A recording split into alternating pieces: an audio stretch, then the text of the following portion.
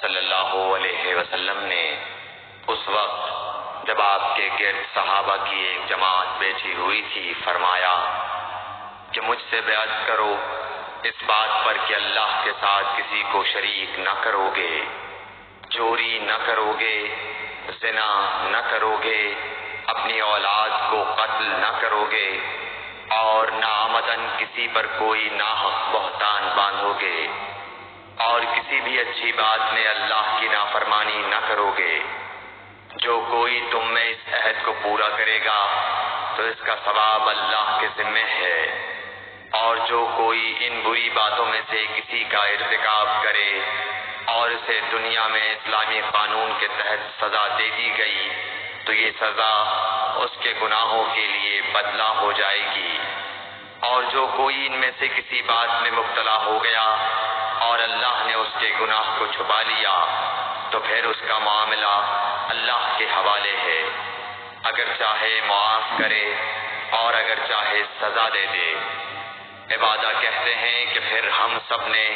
ان سب باتوں پر آپ صلی اللہ علیہ وسلم سے بیعت کر لی۔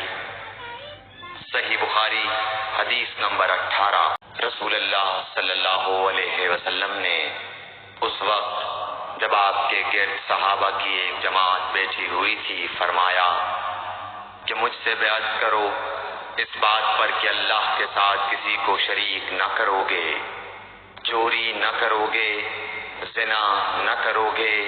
اپنی اولاد کو قتل نہ کرو گے اور ناعمدن کسی پر کوئی ناحق بہتان باندھو گے اور کسی بھی اچھی بات میں اللہ کی نافرمانی نہ کرو گے۔ جو کوئی تم میں اس عہد کو پورا کرے گا تو اس کا ثواب اللہ کے ذمہ ہے، اور جو کوئی ان بری باتوں میں سے کسی کا ارتکاب کرے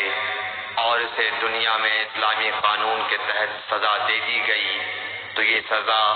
اس کے گناہوں کے لیے بدلہ ہو جائے گی، اور جو کوئی ان میں سے کسی بات میں مبتلا ہو گیا اور اللہ نے اس کے گناہ کو چھپا لیا تو پھر اس کا معاملہ اللہ کے حوالے ہے، اگر چاہے معاف کرے اور اگر چاہے سزا دے دے۔ عبادہ کہتے ہیں کہ پھر ہم سب نے ان سب باتوں پر